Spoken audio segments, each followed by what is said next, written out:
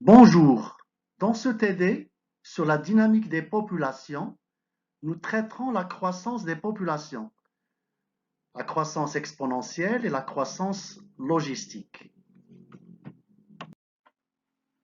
Premier exercice, dans l'île Saint-Paul, au large de l'Alaska, États-Unis, on avait introduit en 1911 25 rennes. Il s'agit d'un mammifère de la famille des cervidés, que vous voyez donc sur cette photo-là, qui se sont multipliés rapidement et presque exponentiellement jusqu'en 1938. Le surpâturage, en particulier des lichens, a provoqué un effondrement, c'est-à-dire un déclin, une chute rapide de la population dont il ne restait plus que 8 individus. Sachant que le taux de croissance annuel par individu grand R, c'est-à-dire la contribution de chaque individu à la croissance de la population, était de 17,7% par an, une augmentation de la population, et moins 36,7% par an, une chute de la population, respectivement durant la phase de croissance et la phase de déclin, décroissance de la population ou décroissance de la population. Nous avons trois petites questions. Petit a, en quelle année, c'est-à-dire la date, la population avait théoriquement doublé son effectif, ce qu'on appelle le temps de doublement, T2, après l'introduction des 25 premiers individus.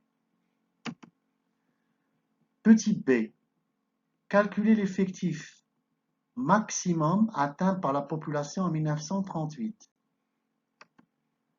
Petit c, après combien d'années, à partir de 1938, l'effectif de la population avait-il été réduit à seulement 8 individus?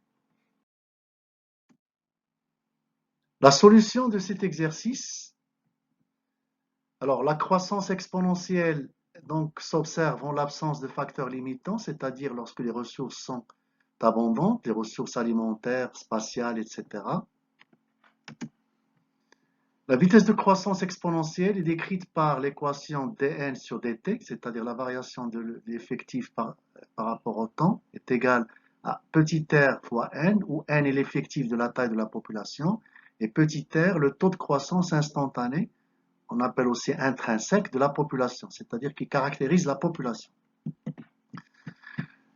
Petit r est égal, c'est la différence entre le taux de natalité, petit b, moins le taux de mortalité, petit d. L'immigration supposée négligeable, c'est-à-dire est égale à 0.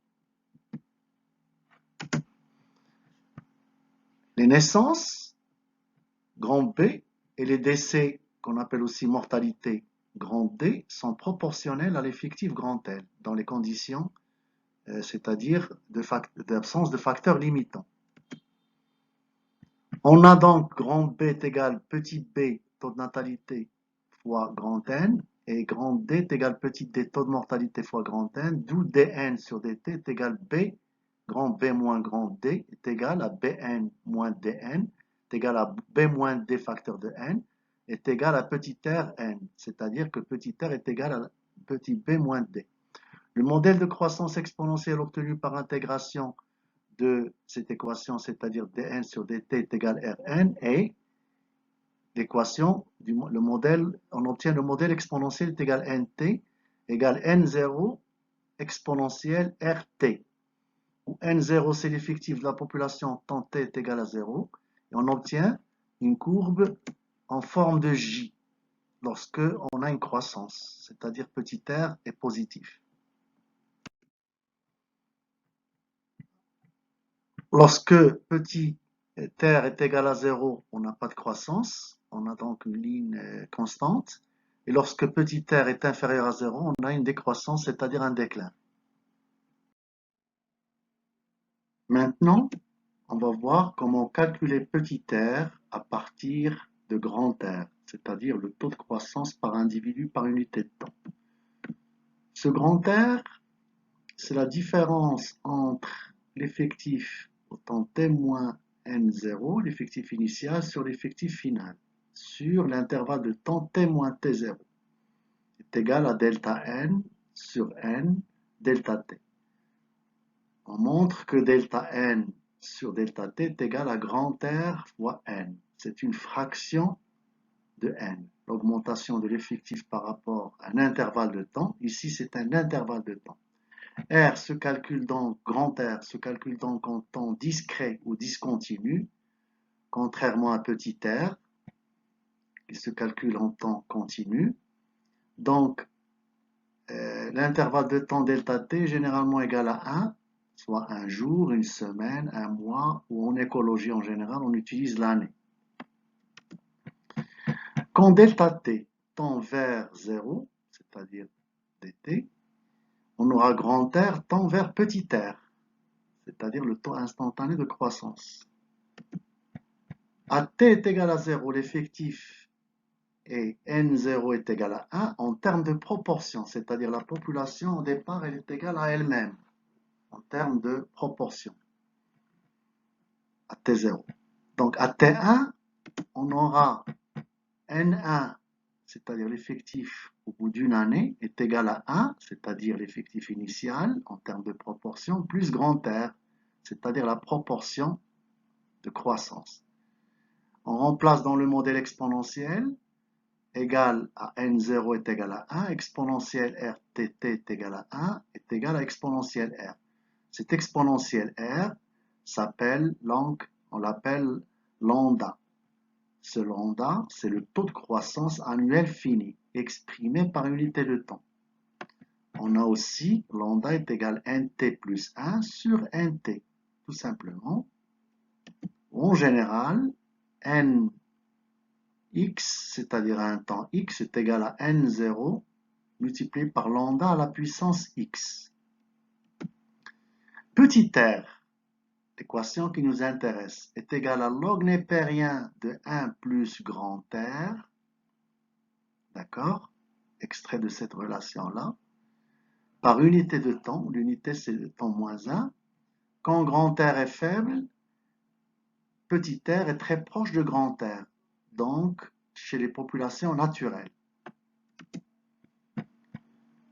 Quand petit r est supérieur à 0, lambda est supérieur à 1, implique que la population est en croissance. Quand petit r est inférieur à 0, lambda est inférieur à 1, implique que la population est en déclin ou en décroissance. Quand r est égal à 0, lambda est égal à 1, implique que la population est stable ou stationnaire. Par rapport à la première question petit a, correspondant à la phase 1, c'est-à-dire entre 1911 et 1938, c'est la phase de croissance de la population.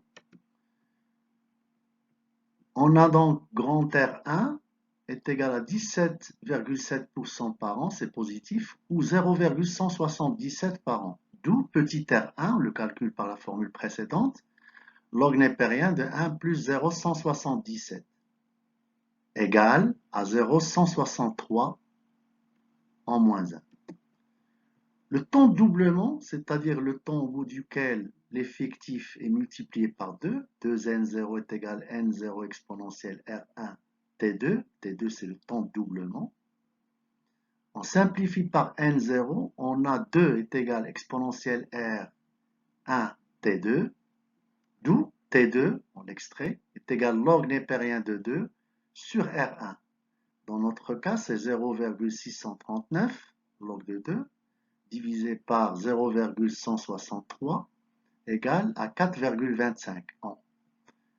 Donc c'est à partir de 1911, on sera en 1915. 4 ans après, la population aura doublé son effectif. Pour la question petit b, quel est l'effectif maximum atteint en 1938, c'est-à-dire après 1911, sachant que N0 est égal à 25 individus. N 1911 correspond à t est égal à 0 et 1938 correspondra à t est égal à 1938 moins 1911 est égal à 27 ans. Nt est égal à n0 exponentielle rt, c'est le modèle exponentiel pour t est égal à 27 ans. On aura en 1938 n27 est égal à 25 exponentielle 0,163 27 fois 27 est égal à 2038. Pour la petite question petit c, concernant la phase 2 de déclin ou de décroissance de la population, c'est-à-dire une exponentielle négative, notre point départ T0 est égal à 0, c'est en 1938 lorsque la population avait atteint son maximum. Donc 27 ans après, on aura N0 est égal à N27 est égal à 2038, ce qu'on avait calculé auparavant. Grand R2 durant cette phase de déclin est égal à moins 36,7% par an, ou moins 0,367 par an, ou en moins 1, d'où petit R2 est égal log népérien de 1 moins 0,367 est égal à moins 0,457 par an. C'est inférieur à 0, donc une décroissance. N étant égal à 8 individus, au bout de combien de temps? Donc on pose égal à N0 exponentielle R de T, et on aura donc T est égal à log népérien de NT sur N0 sur R2. On remplace par les valeurs de l'énoncé, log népérien de 8 sur 2038, N0, divisé par petit r2, moins 0,457, le tout est égal à environ 12 ans.